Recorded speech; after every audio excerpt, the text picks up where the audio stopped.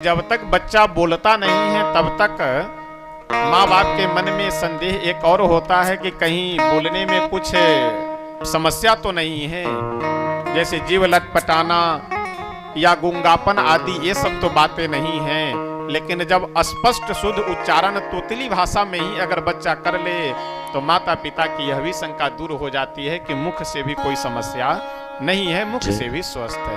जय कहने लागे मोहन मैया मैया, कहने लागे मोहन मैया मैया, कहने लगे मोहन मैया मैया, कहने लागे मोहन मैया मैया, कहने लगे मोहन मैया मैया मैया मैया मैया रे मैया मैया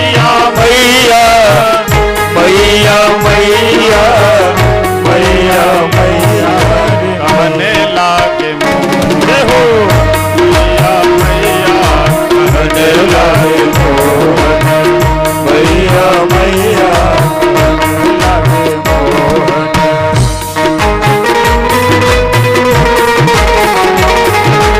जय हो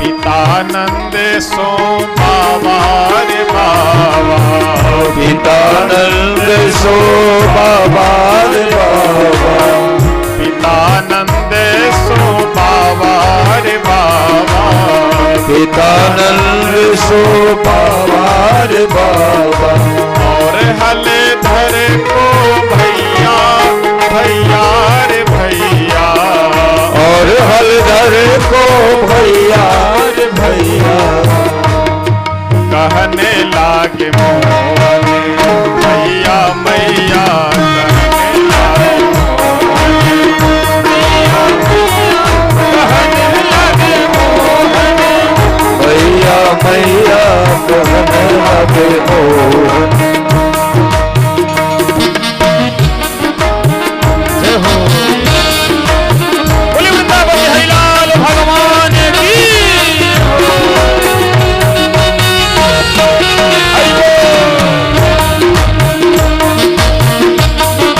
जय हो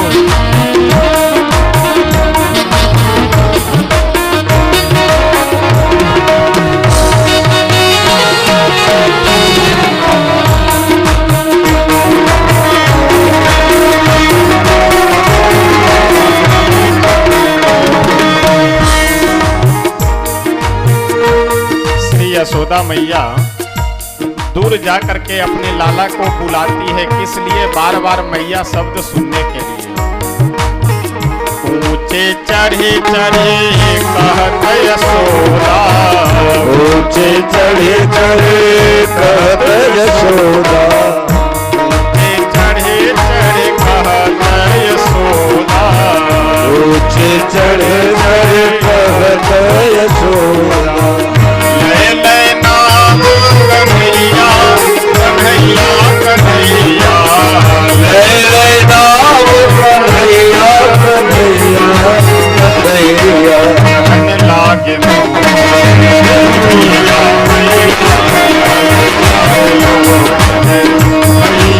मैया, कहने लगे मोहन मैया मैया, कहने लगे मोहन।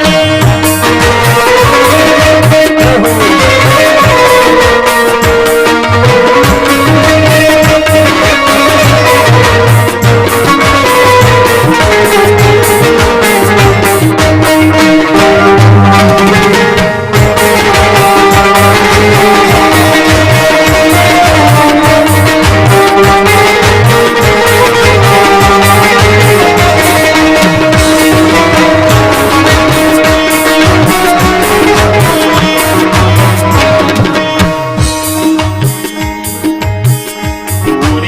खेलने जनी जाहू लाल रे, दूर खिलने जनी जाहू लाल रे, दूर खेलने जनी जाहू लाल रे, दूर खिलने जनी जाहू लाल रे, मार की काहू की गैया गैया री गैया, मार की खाओ की गैया रे गैया रे गैया, कहने लागे मैया मैया कहने लगे मोहन, मैया मैया कहने लगे मोहन।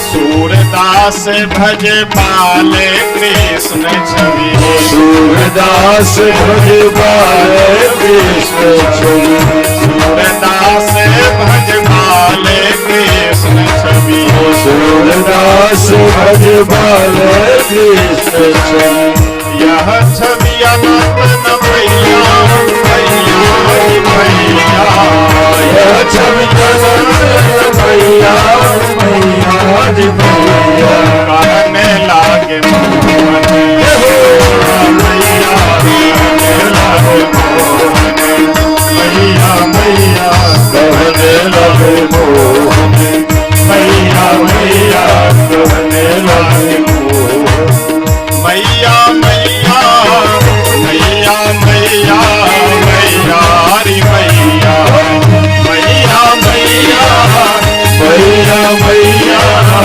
मैया मैया रे मैया, कहने लागे मोहन मैया मैया, कहने लागे मोहन मैया मैया कहने लगे मोहन, मैया मैया, कहने लागे मोहन मैया मैया कहने लगे मोहन, मैया मैया कहने लगे मोहन। श्री नंद के लाला की जय हो। आज यशोदा मैया अपने लाला के मुख से पहली बार मैया सुन के इतने आनंद में भरी हुई है कि उसका वर्णन नहीं किया जा सकता है। धीरे धीरे समय व्यतीत होता गया। आगे एक बहुत सुंदर प्रसंग वर्णन कर रहे हैं भागवतकार। एक दिन श्री नारद जी महाराज मन में विचार किए कि चल करके भगवान नंद नंदन की लीला का कुछ दर्शन करना चाहिए।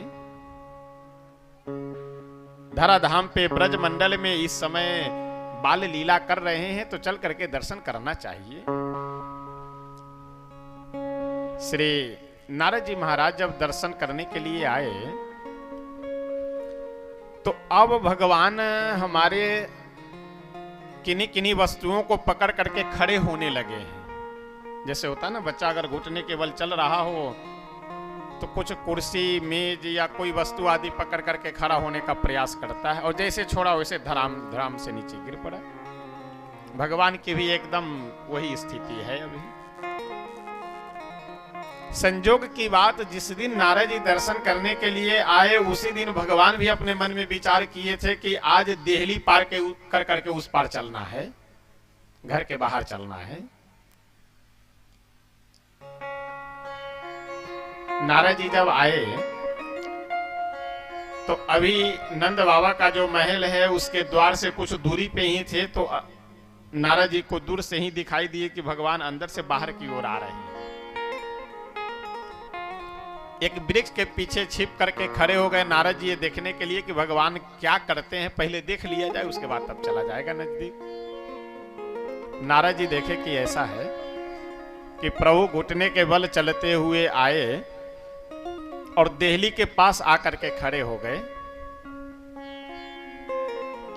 अच्छा, पुराने समय में जो बड़े बड़े महल बनाए जाते थे, उन महलों की जो देहली होती थी वो कम से कम 1.5 फीट 1.25 फीट ऊंचाई और उतनी ही चौड़ाई भी, चौखट। अब 3 इंची 4 इंची मोटा लंबा चौड़ा ये मोटाई गोलाई चौखट तो आजकल चलने लगा है ना, पहले तो मोटे चौड़े चौड़े चौखट। अब भगवान जब आ करके चौखट को पकड़ करके खड़े हुए तो सीना के बराबर उनके चौखट है, लेकिन आज मन में एकदम जिद किए हैं कि इसको पार कर करके उस पार चलना है। अच्छा, बच्चों के पास बुद्धि भी तो बहुत होती है, वो भगवान की कृपा है, विशेष कृपा। बच्चों के मन में ये आ जाए कि ये काम हमें करना है, कहीं चॉकलेट या कुछ बिस्कुट वगैरह रखी हुई हो, उसके मन में आ जाए कि इसे उतार लेना है, तो कुर्सी के ऊपर, स्टूल के ऊपर, पीढ़ा के ऊपर ईंटा रख करके वो अवश्य वहां तक पहुंच जाएगा, चाहे जैसे पहुंचना। जय हो। भगवान सोचे कि अब ऊपर चढ़ तो पा नहीं रहे हैं, करे क्या, तो अंदर गए, अंदर से एक पीढ़ा खींच करके, कोई ऊंची वस्तु खींच करके लेकर के आए। उसके ऊपर चढ़कर जब खड़े हुए तो अब प्रभु का जो हाथ है वो बाहर वाले, देखिए चौखट में ऊपर 2 किनारा होता है, एक अंदर की ओर एक बाहर की ओर, 2 किनारा है। तो अंदर की ओर से जब प्रभु खड़े हुए तो उस पार का जो किनारा है चौखट का, उसे पकड़ करके चौखट पे चढ़ गए। लेकिन अंदर तो आना नहीं है, जाना है बाहर। अब बाहर की ओर पीठ कर करके पैर नीचे लटकाए और अंदर की ओर का जो कोना है उसे जोर से हाथ से पकड़ लिए। अच्छा, बच्चों को भगवान की एक विशेष कृपा ये रहती कि हाथ का पकड़ भी बहुत मजबूत होता है, अगर पकड़ लिया तो आप छुड़ा नहीं सकते जल्दी।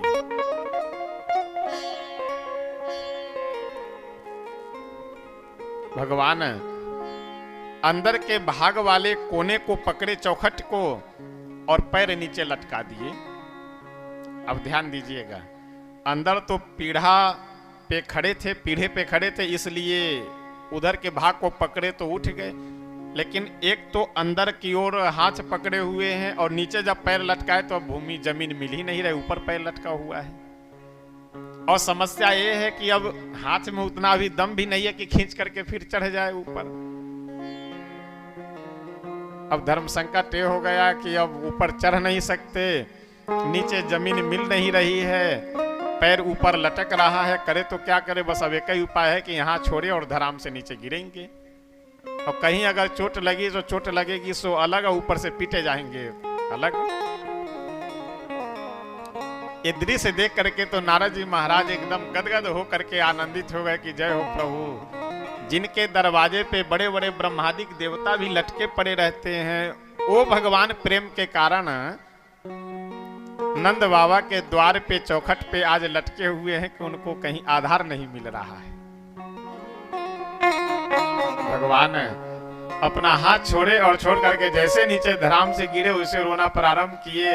यशोदा मैया दौड़ी भागी आई और देखी कि ये अंदर नहीं बाहर। अब समझ गई कि ये बाहर जा करके जाने के प्रयास में ही ये नीचे चौखट से गिरे हैं। और अब तो और सशंकित रहने लगी है यशोदा जी, क्योंकि अभी तक तो जो भी खुराफात करे घर के अंदर, जो भी चंचलता करे घर के अंदर, लेकिन अब ये तो घर से बाहर जाने लगे हैं, तो अब तो और धर्म संकट है कि रोज नया नया क्या क्या कलाकारी करें बाहर जा करके। एक दिन भगवान श्री बलराम जी के साथ घुटने के बल चलते हुए देहली पार कर करके, चौखट पार कर करके उस पार गए और बाहर गए तो एक जगह पे जल भरा हुआ था। और जानते हैं जहां जल भरा हुआ होता है वहां स्वाभाविक कीचड़ होगा। अब गए उसी कीचड़ में, यशोदा जी अपने घर के कामों में लगी हुई थी, कीचड़ में खूब खेले, पूरे शरीर में कीचड़ लगा करके एकदम वापस घुटने के बल चलते हुए आ रहे थे। जैसे यशोदा मैया दूर से देखे कि ये तो पूरे शरीर में कीचड़ लपेट करके आ रहा है, दूर से ही देख करके बोली कि क्यों रे, पिछले जन्म में तुम सुअर था क्या? जो कि इस जन्म में एकदम कितना भी स्नान करा दो, कितना भी स्वच्छ साफ सुथरा वस्त्र पहना दो, लेकिन हमेशा तुम वही कीचड़ में ही जाते हो। लगता है कि पिछले जन्म का एकदम सुअर ही है ये। भगवान तुम सुकरोसि गत जनमनि पूत नारे, जैसे यशोदा मैया कहती है कि क्यों तुम पिछले जन्म का सुअर है क्या? भगवान नंद नंदन बलराम जी की ओर देख करके मुस्कुराते हैं और कहते हैं कि भैया देखिए, मैया बिल्कुल ठीक पहचान रही है।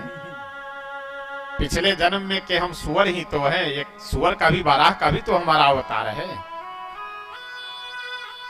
भैया ठीक हमको पहचान गई कि पिछले जन्म का तुम लग रहे हो कि सुअर हो, मेरा सुअर का, बाराह का भी तो एक अवतार है। बिल्कुल ठीक पहचान रही है।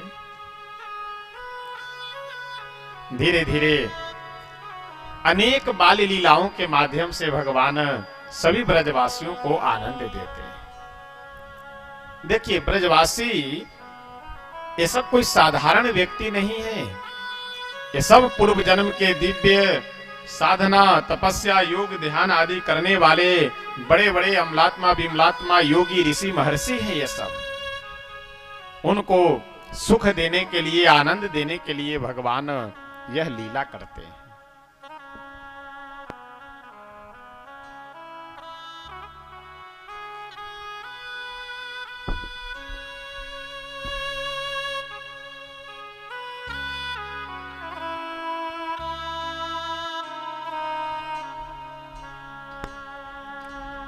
श्री राधा कृष्ण भगवान की।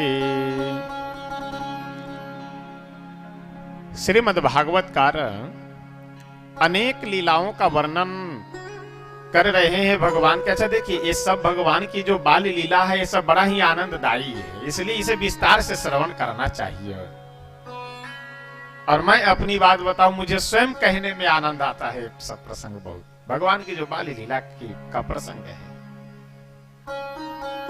एक दिन की बात है, हमारे नंद नंदन भगवान श्याम सुंदर गए दिल्ली के बाहर। एक बछड़ा बैठा हुआ था। अब घुटने के बल चलते हुए गए, जाकर के बछड़ा बैठ करके अपना उपाज कर रहा था। खाने के बाद जो मुख चला करके पचाने की प्रक्रिया है, वो उपाज कर रहा था। अब हमारे प्रभु गए, जा करके उसके पूंछ को जोर से पकड़ लिए।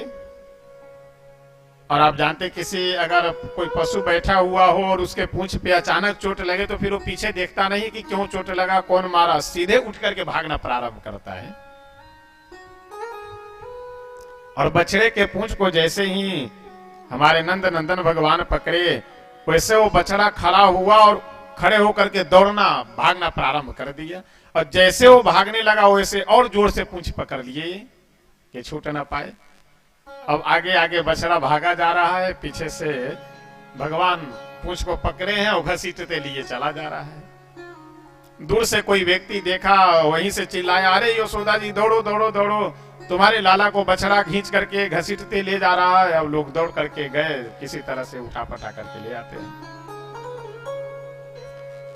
कभी कभी कोई सांप अगर बैठा हुआ है कहीं, तो जा करके उसके एकदम नजदीक पहुंच करके उसे पकड़ने का प्रयास करने लगते हैं। कभी कभी भगवान कोई विकराल विशाल काय कुत्ता अगर बैठा हुआ हो खूंखार, जा करके उसके मुख में हाथ दे देते हैं, उसकी दांतों को गिनने लगते हैं। यह सब घटना देख देख करके तो यशोदा जी का एकदम धड़कन हमेशा बढ़ा रहता है कि कब क्या कर डाले कोई अता पता नहीं है। इसलिए काम चाहे जो भी करती है, लेकिन मन हमेशा अपने लाला में ही लगा रहता है। यही तो भगवान की भक्ति है कि चाहे जिस भाव से भी हो, चाहे स्वामी के भाव से, चाहे पुत्र के भाव से, चाहे भाई के भाव से, चाहे जिस भाव से भी अगर उनमें मन लग जाए तो समझ लीजिए कि कल्याण संभव है। यशोदा मैया चाहे भले ही घर के कोई अन्य काम कर रही हो, लेकिन मन सदैव अपने लाला में ही लगा हुआ रहता है।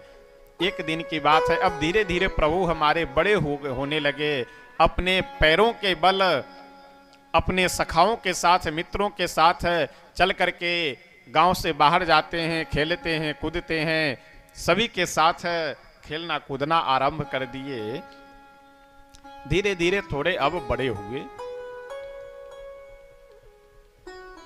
बड़े हुए तो एक दिन की बात है, ये जितने भी ब्रजवासी पुरुष हों अथवा ब्रजवासिनी महिलाएं हों, वह सब जब तक श्याम सुंदर भगवान को एक बार देख नहीं लेती है, तब तक उन सब को शांति नहीं मिलती है। एक दिन भगवान श्री यशोदा मैया से बोले कि ऐसा है मैया, अब मैं बड़ा हो गया हूं तो मुझे भी कुछ काम दे दो, मैं भी जाऊंगा गौओं को चराने।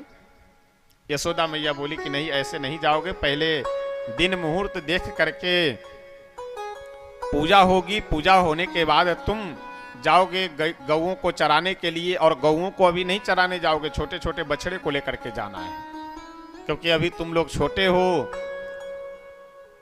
गौ माताओं को तुम लोग नहीं संभाल पाओगे, इसलिए गौ को चराने के लिए जो बड़े लोग हैं वो सब जाएंगे, तुम लोग केवल बछड़ों को चराने के लिए जाओगे। दिन मुहूर्त देख करके बढ़िया पूजन आदि हुआ। पूजन करने के बाद भगवान श्री नंद नंदन श्याम सुंदर अपने सभी सखा ग्वाल वालों को साथ लेकर के और बछड़ों को साथ लेकर के चराने के लिए चलते हैं। एक दिन की बहुत सुंदर घटना है। भगवान नंद नंदन हमारे रास्ते से चले जा रहे थे, आनंद में भर करके उछलते कूदते। एक जगह एक बांसुरी बेचने वाला व्यापारी वृक्ष के नीचे बैठा हुआ था। हमारे नंद नंदन भगवान गए, जा करके उस व्यापारी से बोले कि ऐसा है, एक बांसुरी हमें भी दे दीजिए। वो बांसुरी बेचने वाला व्यापारी बोला कि अरे बालक, ये बांसुरी बच्चों को खेलने योग्य बांसुरी नहीं है, ये बड़े बड़े संगीतकारों को बजाने योग्य बांसुरी है। भगवान बोले कि हम बजाना जानते हैं, बजा लेंगे, हमें कोई दिक्कत नहीं है। व्यापारी बोला कि ये लेने के लोभ से, बांसुरी लेने के लोभ से बहाना बना रहे हैं कि हम बांसुरी बजा लेते हैं। बांसुरी बजाने वाला व्यापारी बोला तो ठीक है, अगर एक बांसुरी बढ़िया स्वर लय में बजा करके बता दो तो हम तुम्हें निःशुल्क दे देंगे बांसुरी। भगवान श्री श्याम सुंदर बांसुरी लिए। अच्छा, ये बांसुरी कोई और नहीं, साक्षात हमारे भोलेनाथ भोले शंकर ही बांसुरी बन करके उस व्यापारी के झोली में विराजमान हो गए। और वह व्यापारी जैसे हाथ लगाया झोली में बांसुरी निकालने के लिए, जो शंकर भगवान बांसुरी बनकर विराजमान थे वही इनके हाथ में आ गए। ध्यान दीजिएगा, ये बांसुरी कोई बांस की या सोने की ये सब नहीं बांसुरी, ये साक्षात भोले शंकर हमारे जो बांसुरी बने हुए थे, वही बांसुरी भगवान श्री नंद नंदन के पास वह बांसुरी पहुंच गई। अब जैसे अपने होठ पे उस बांसुरी को हमारे श्याम सुंदर भगवान लगाए, सरस्वती जी को याद किए, सरस्वती मैया तुरंत पहुंची और जितनी भी राग रागिनियां हैं वे सभी राग रागिनियां बांसुरी पे अपने आप प्रस्फुटित होने लगती है। आज से हमारे श्याम सुंदर भगवान बंसी वाले भी हो गए, वन में बछड़ों को चराने के लिए जाते हैं, लेकिन बछड़ों को छोड़ देते हैं चरने के लिए। सायंकाल की बेला में जब लौटना होता है तो किसी को पकड़ने बुलाने नहीं, बस एक जगह बैठ करके बढ़िया बांसुरी बजाते हैं। और जैसे बांसुरी की ध्वनि सारे बछड़ों के कानों में पड़ती है, वह सारे बछड़े दौड़े भागे श्याम सुंदर भगवान के पास चले आते हैं, फिर सबको लेकर के वापस घर पे आ गए। यह सब लीला भागवतकार बहुत सुंदर वर्णन करते हैं। एक दिन की बात है, एक गोपी को, एक ब्रजवासिनी महिला को दिन भर भगवान का दर्शन नहीं हो पाया। क्या हुआ? दिन भर दर्शन नहीं मिला।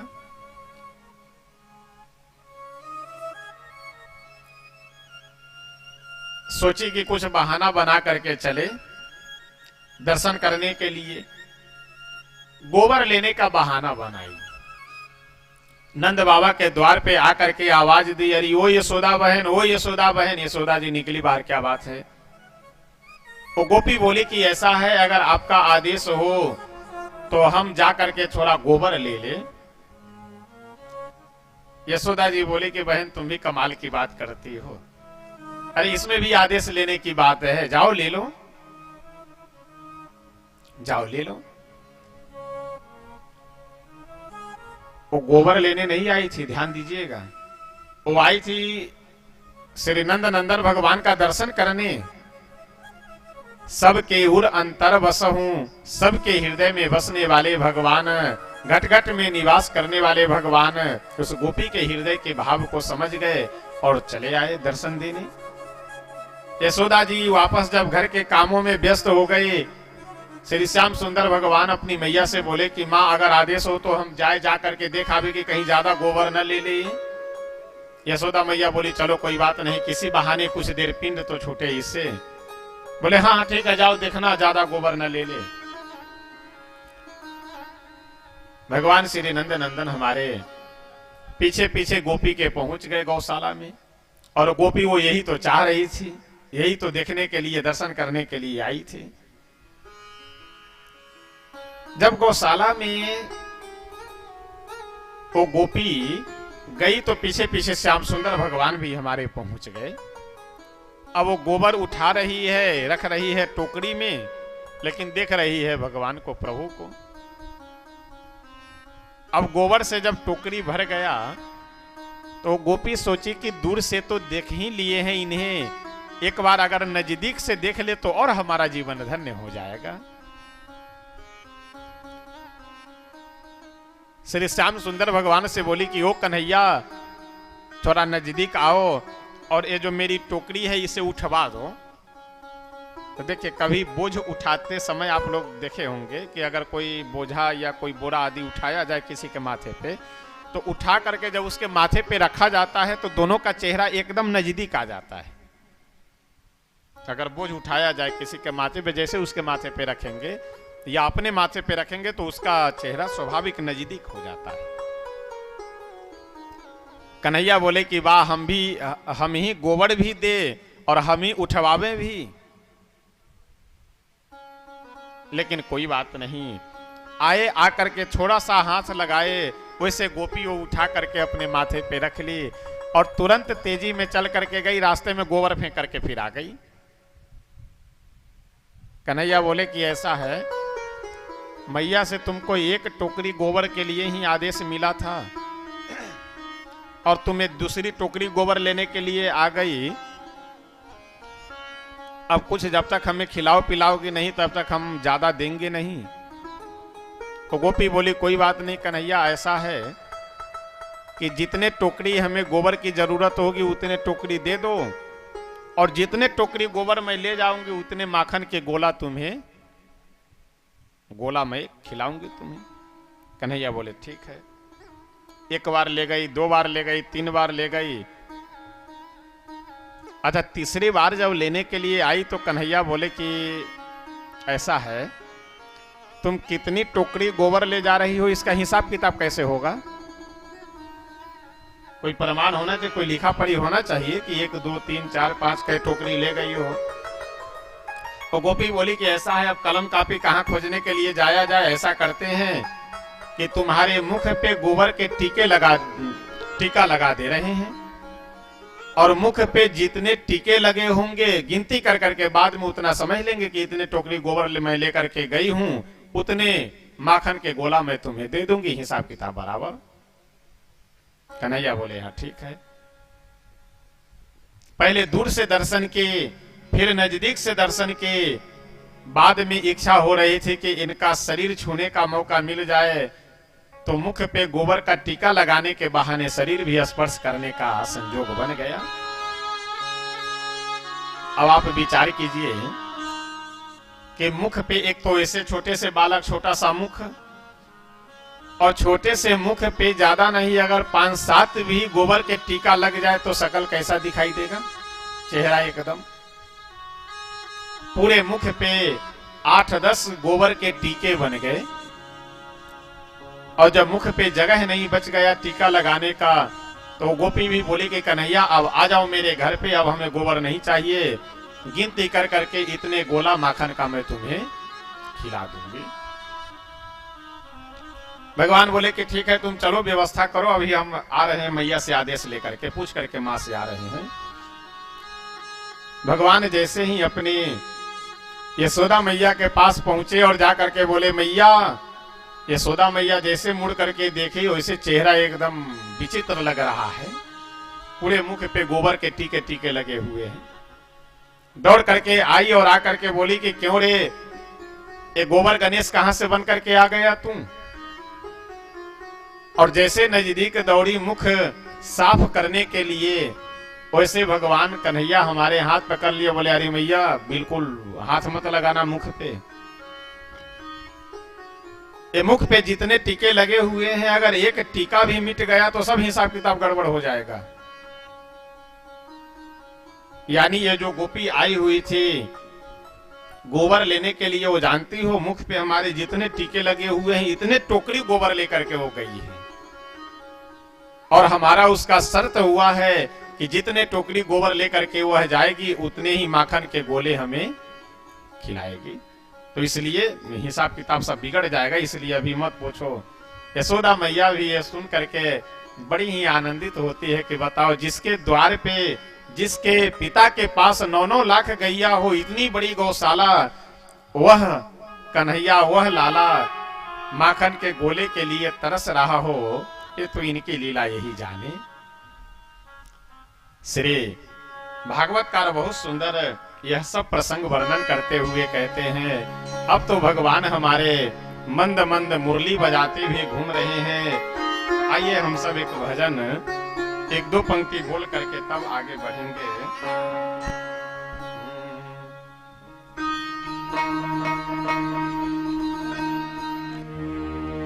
सभी ब्रजवासी हमारे भगवान श्री श्याम सुंदर के बंसी की ध्वनि सुन करके पहले तो केवल देखने के लिए सब लालायित रहते थे, लेकिन अब तो उनकी बंसी की ध्वनि सुनने के लिए भी सभी ब्रजवासियों के कान तरसते रहते हैं।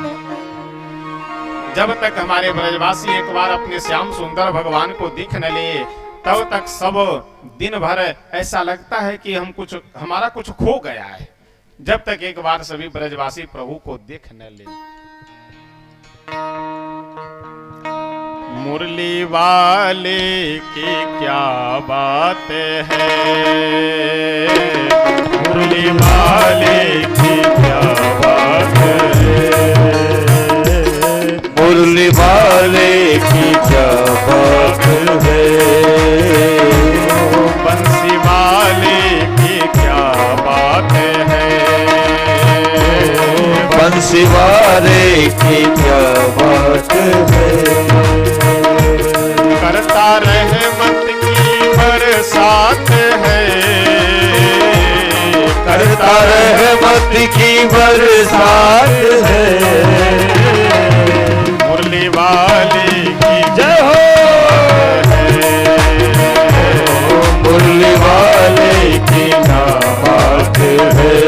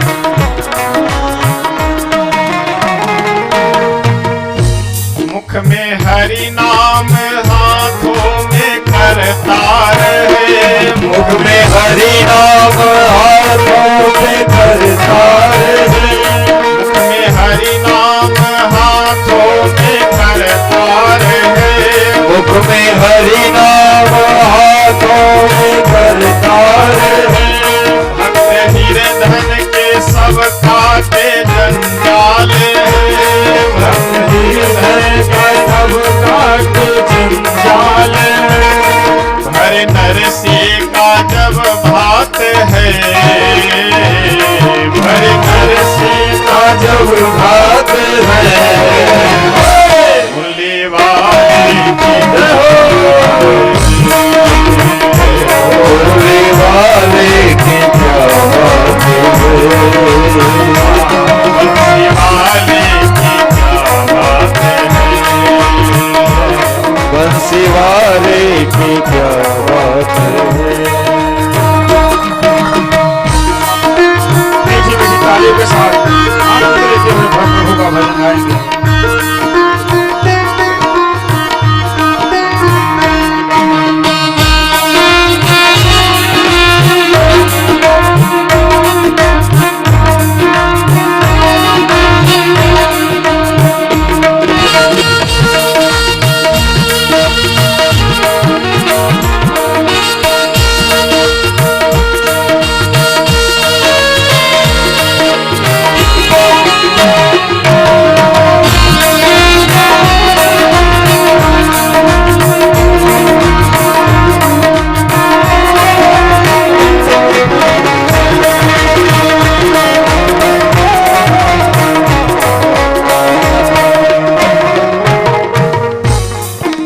रसिक बिहारी को घायल हुआ, देख रसिक बिहारी को घायल हुआ, देख रसिक बिहारी को घायल हुआ, देख रसिक बिहारी को घायल हुआ, काबुल का वो रस खान पागल हुआ, काबुल का वो रसकार पागल हुआ, करता अशकों की बरसात है, करता रसिकों की बरसात है, मुरली वाले की क्या बात है, मुरली वाले की क्या बात है, बंसी वाले की क्या बात है, बंसी वाले की क्या बात है।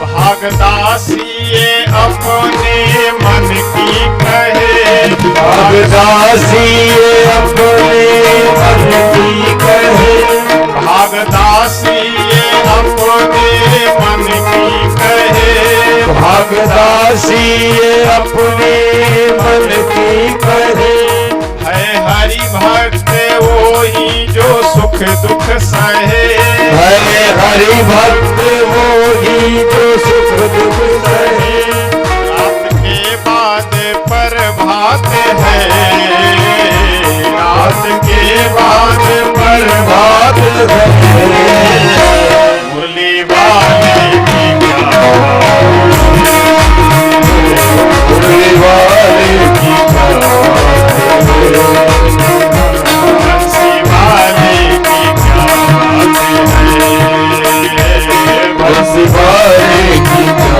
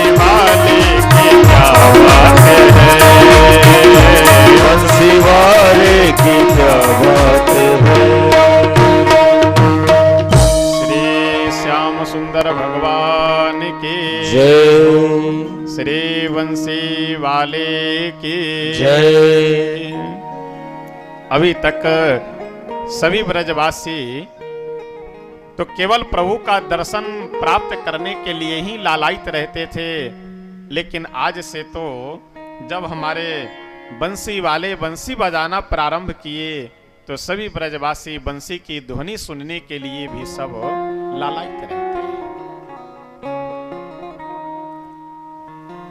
आगे भगवान की लीलाओं का वर्णन करते हुए श्रीमद् भागवतकार कहते हैं कि एक दिन अपने सभी ग्वाल बाल सखाओं को पास बुला करके प्रभु बोले कि ऐसा है, हम लोग दिन रात गौओं को चराने का काम करते हैं, हमारे सबके घर में पर्याप्त गौओं की संख्या है, लेकिन फिर भी तुम लोग एकदम एक हड्डी के बने हुए हो, खाते पीते नहीं हो ठीक से। सभी ग्वाल बाल बोले कि कन्हैया हम क्या खाक खाएंगे, जो भी घी दूध होता है वह सब मेरी मैया ले जा करके बाजार में बेच आती है। जो भी घी दूध होता है वह सब मेरी मैया ले जा करके बाजार में बेच आती है, तो हम सब क्या खाएंगे? केवल वही रूखा सूखा खाने को मिल जाता है, बहुत हुआ तो मट्ठा वगैरह पीने को मिल गया, बाकी कुछ मिलता नहीं है। भगवान बोले कि ऐसा है कि अगर प्रेम से न मिले खाने को तो मांग करके खाना चाहिए, बिना मांगे ना मिले तो मांग कर खाना चाहिए। और देखो ऐसा है, अगर मांगने पे भी न मिले तो चुरा कर खाने में कोई अपराध नहीं है, पाप नहीं है, चुरा कर खाओ। ग्वाल वाल बोले कि कन्हैया वो ऐसा काम बता रहे हो कि 7 जन्म 7 पीढ़ी हमारे खानदान में कोई आदमी चोर हुआ ही नहीं है कभी पैदा। अगर खानदान में एक आध चोर हुआ होता तो कोई संस्कार रहता चोरी करने का। अब चोरी किया कैसे जाता है हम लोगों को तो पता है नहीं। भगवान बोले कि एक बार प्रयास कर करके तो देखो। कल सब लोग अपने अपने घर से चुरा करके लाना, जिसको जो मिल जाए। अब कन्हैया के बनाए हुए योजना के तहत श्री श्याम सुंदर भगवान के बताए हुए मार्ग का अनुसरण करते हुए सभी ग्वाल बाल गए और अपने अपने घर से कोई माखन चुरा कर भगे, कोई दूध चुरा करके भगे। अब कुछ तो चुरा कर भागने में सफल हो गए और कुछ असफल हो गए, यानी पकड़ा गए। अब जो चुराते हुए पकड़ाए उनकी वो पिटाई हुई, वो पिटाई हुई। किसी का आंख सूजा है, किसी का गाल सूजा है, किसी का होठ सूजा, जहां थप्पड़ लगा वो सब सूज गया।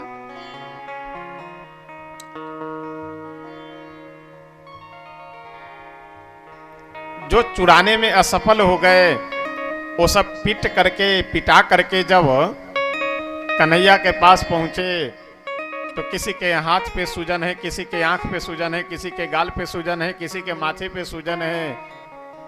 भगवान बोले कि क्यों तुम लोग चुरा नहीं पाए ठीक से? ग्वाल वाल बोले कि कन्हैया हम तो पहले बता चुके हैं कि हमारे खानदान में कोई चोर अभी तक पैदा हुआ नहीं, इसलिए चोरी कैसे करते हमें पता नहीं। अब आप बताए, हम चोरी करके भगे, पकड़े गए और वो पिटाई हुई है, वो पिटाई हुई कि आज तक इस तरह से कभी मार नहीं खाए थे। भगवान बोले तो ऐसा करो कि अब अलग अलग नहीं, एक साथ ही हम लोग चलेंगे चोरी करने। और अपना संगठन बना लिए चोर विद्या प्रचार मंडल, और उसके अध्यक्ष बन गए स्वयं। आगे आगे स्वयं चले, पीछे से सभी ग्वाल वालों को लेकर के चले। देखिए ये भगवान की कथा है। भगवान अलौकिक है, उनकी कथा भी अलौकिक है। इसलिए इन कथाओं पे, इन लीलाओं पे ज्यादा शंका प्रश्न आदि नहीं करना चाहिए।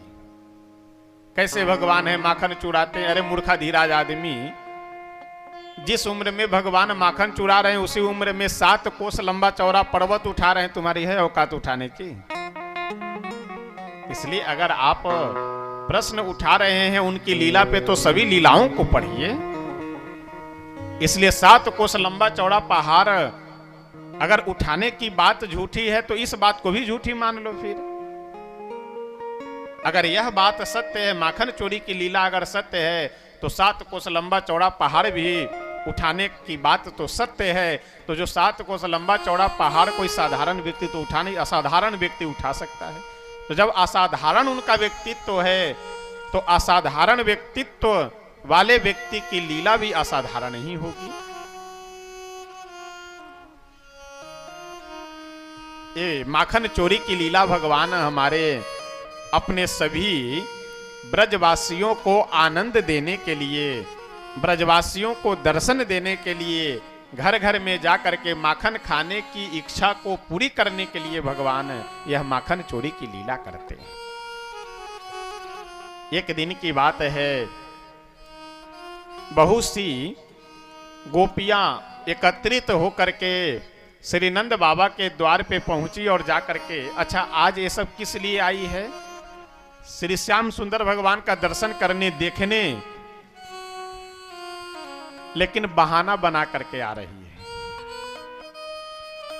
5-7 मिनट का प्रसंग है, ये सुन करके तब हम सब माखन चोरी लीला की झांकी भी हम सब दर्शन करेंगे आनंद के साथ। ये सभी गोपियां आई द्वार पे आकर के, अच्छा देखिए लोगों के लिए समस्या एक और भी होती है। आप जा करके किसी बच्चे की बड़ाई कर दीजिए अथवा किसी बच्चे को ध्यान से देख दीजिए और केवल इतना कह दीजिए कि मैं तो आपके केवल पुत्र को देखने के लिए आया हूं अथवा आई हूं, और खूब ध्यान से उसे देख करके चले जाइए, और कहीं संजोग से वो बीमार पड़ा तो डॉक्टर से पहले आप पकड़े जाएंगे कि वही आई हुई थी, नजर लगा करके चली गई हमारे बेटे को। इसलिए ये सभी गोपियां वैसे देखने भी तो नहीं आ सकती है, बहाना बना करके आई। यशोदा मैया को आवाज देती हुई बोली, अरे ओ यशोदा बहन, ओ यशोदा बहन, बाहर निकलो। श्री यशोदा मैया आई बाहर और बोली कि अरे बहनों तुम सब एक साथ आज पधारी हो, एक साथ कृपा की हो, कैसे आई हो? सभी गोपियां बोले कि ऐसा है, तुम पहले अपने लाला को बुलाओ, उसके सामने मैं उसकी करनी बताना चाहती हूं। यशोदा जी अपने लाला को आवाज देकर के अरे ओ कन्हैया बुलाइए, आ गए, चुपचाप सामने बगल में खड़े हो गए। एक गोपी बोली कि ऐसा है यशोदा बहन, तुम्हें मालूम है अपने पुत्र का कुछ कारनामा? यशोदा जी बोली नहीं, बताओ तभी तो पता चलेगा। वत्सान मुंचन क्वचित असमय। एक गोपी बोली कि अरे यशोदा बहन क्या बतावे, ये तुम्हारा लाला जो है ये हमारे बछड़े को जाकर के खोल देता है। वत्सान मुंचन क्वचित असमय, बछड़ों को खोल देता है। यशोदा जी बोले कि अरे बहन तुम भी एकदम पागलों जैसी बात कर रहे हो, इसमें कौन सी आश्चर्य की बात है? अरे तुम बर्तन लेकर के गौ को दूहने जाती होगी